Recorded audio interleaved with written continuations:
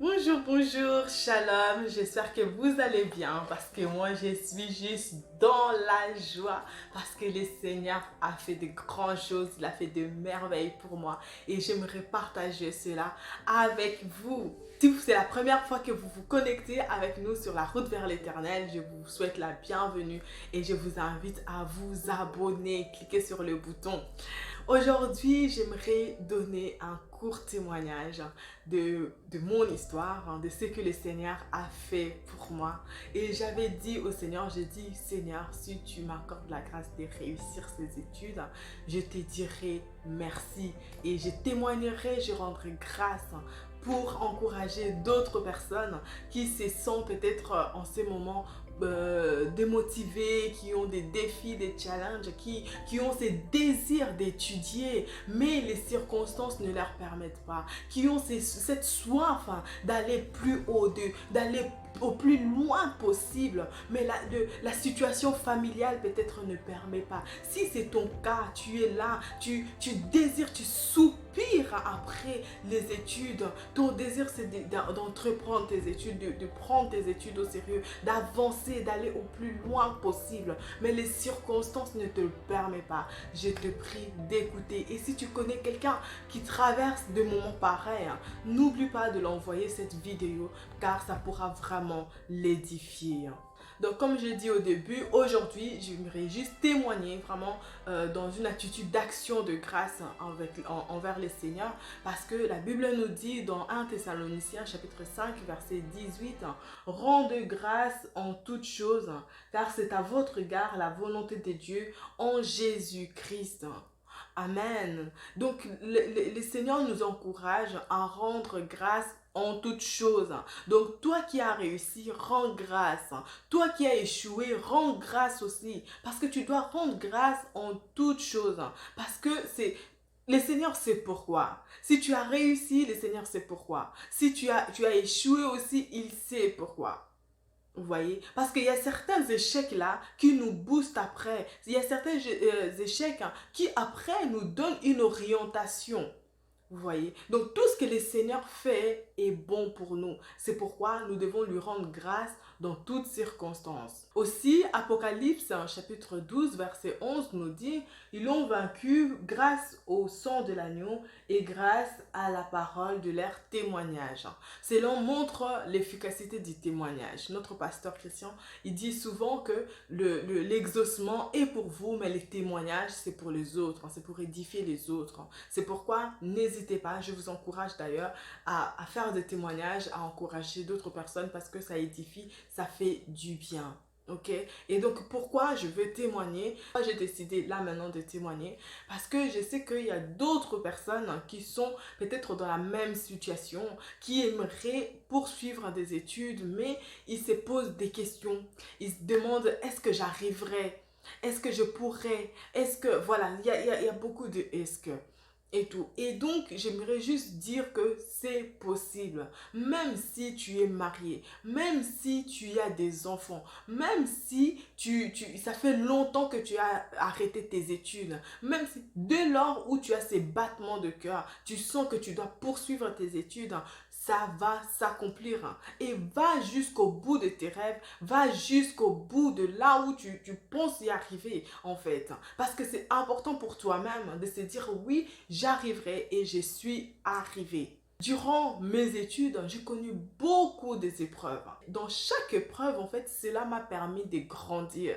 Donc, à chaque fois, j'ai fait de cette épreuve-là un témoignage.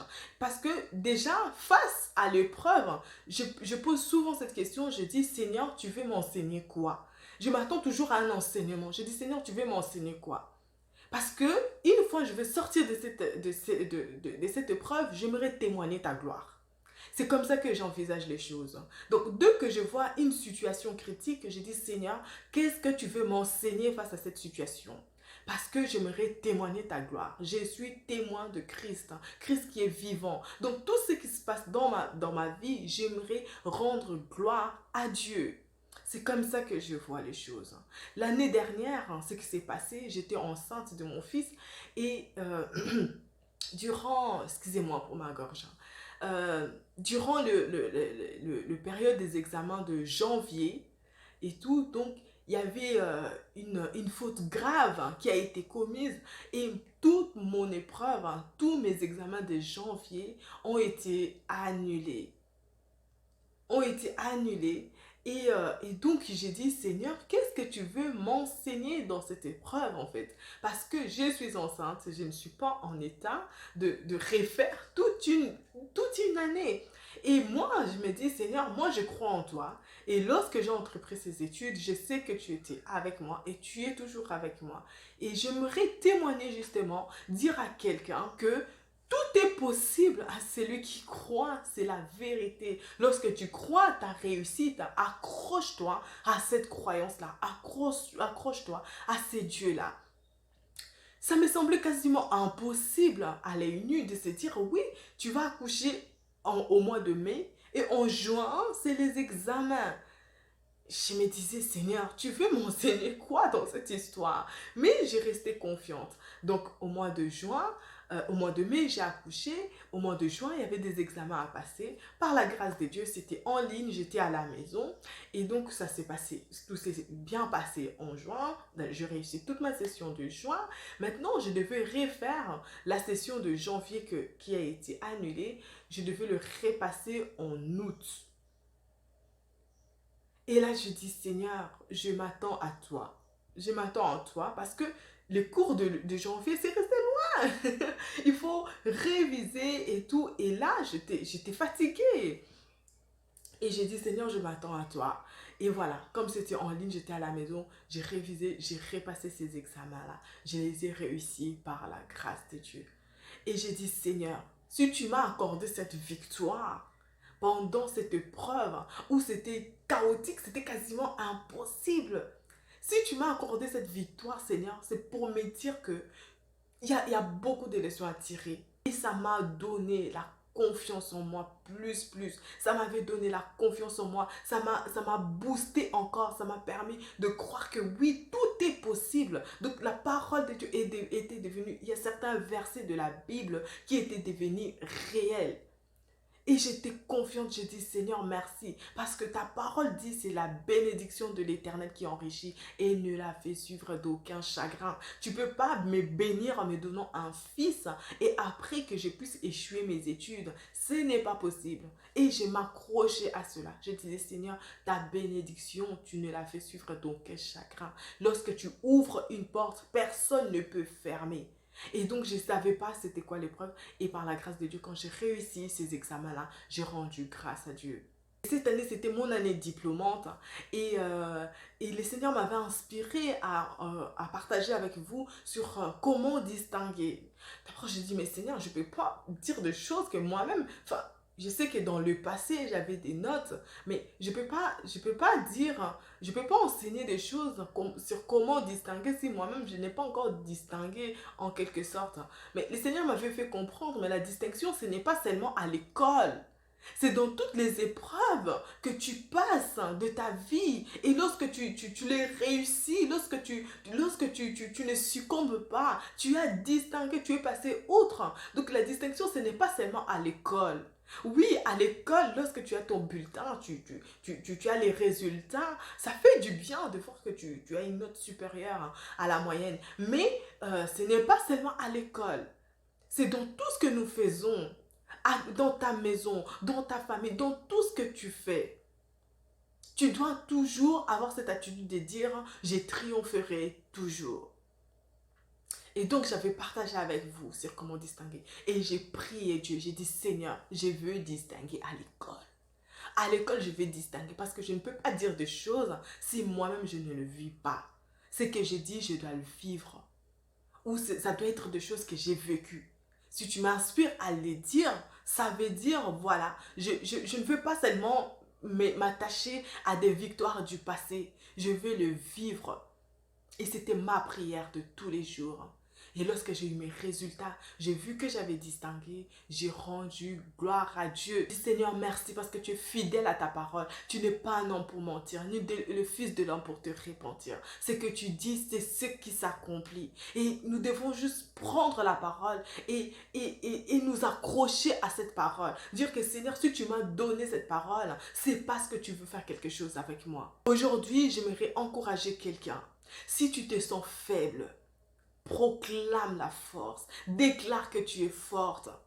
Si tu te sens, si on t'a souvent insulté, on t'a souvent dit que tu étais ridicule, tu étais bête, que ta tête ne fonctionnait pas, que tu avais des problèmes, voilà, on t'a étiqueté de choses que au fond de toi, tu sais que tu n'es pas cela.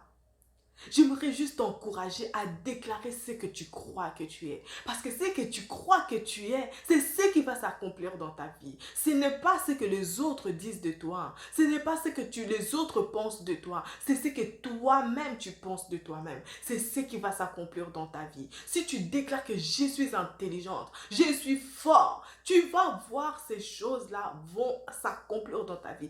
Et tout. Donc il y a ces choses où tu n'arrives pas à le faire parce que tu es juste paralysé par la peur. Tu dis oui, je vais échouer. Donc enlève déjà les pensées négatives face à une épreuve et vois la victoire.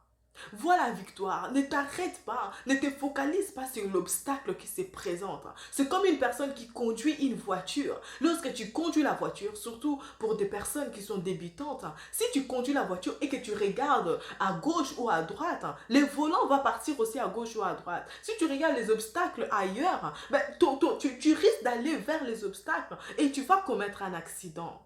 Mais si tu regardes devant toi, tu regardes la route et que tu roules, tu es concentré sur le volant, tu verras que tu vas aussi aller tout droit.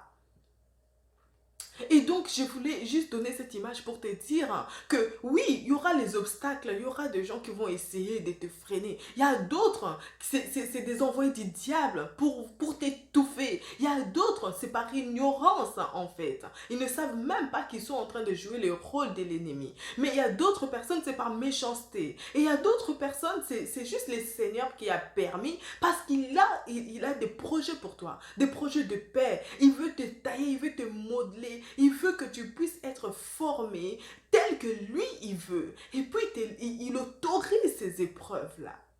Parce que si le Seigneur ne permet pas, ça ne t'arrivera pas, crois-moi. Si tu passes par des épreuves, ça veut dire le Seigneur a permis. Et fais-lui juste confiance. Crois que tu vas dépasser ces épreuves-là et tu vas sortir plus que vainqueur. Parce que la Bible dit, vous triompherez toujours. Il n'a pas dit de temps en temps, il n'a pas dit parfois, il a dit toujours. Mais que fais-tu de cette parole? Est-ce que face à des épreuves, tu viens avec les triomphes en disant, Seigneur, je triompherai toujours, je veux triompher avec toi? Ou alors tu es de celui-là qui se dit, aïe, aïe, aïe, qu'est-ce qui va se passer encore? J'aimerais vraiment t'encourager à reprendre des choses en main là où tu les avais laissées.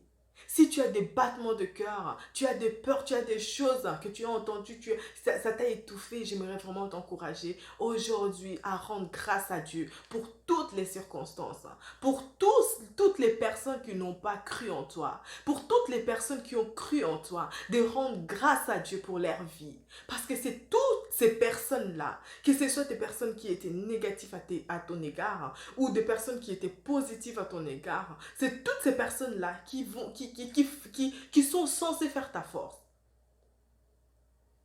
Alors, bénis le Seigneur pour leur vie, au nom de Jésus.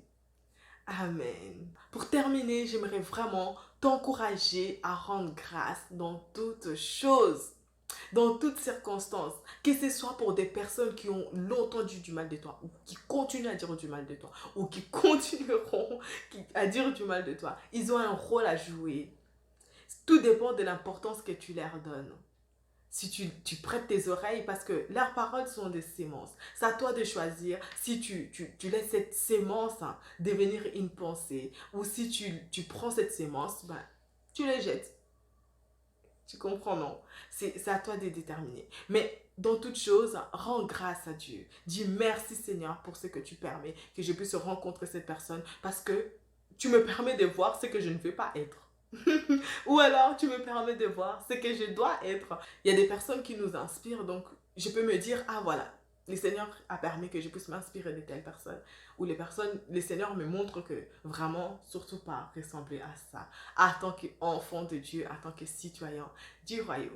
Voilà. J'espère que vous avez été édifiés, bénis par ces messages. N'hésitez pas à partager à une personne qui a besoin d'être encouragée, une personne qui a besoin de reprendre les choses en main, de croire que c'est possible. Si le Seigneur a fait pour moi, il peut le faire pour toi. Ce que le Seigneur a fait pour moi, il peut le faire pour toi. Parce qu'il ne fait pas du favoritisme. C'est un Dieu juste, un Dieu aimant qui aime ses enfants. Amen. Que Dieu vous bénisse. Bisous. Bye bye.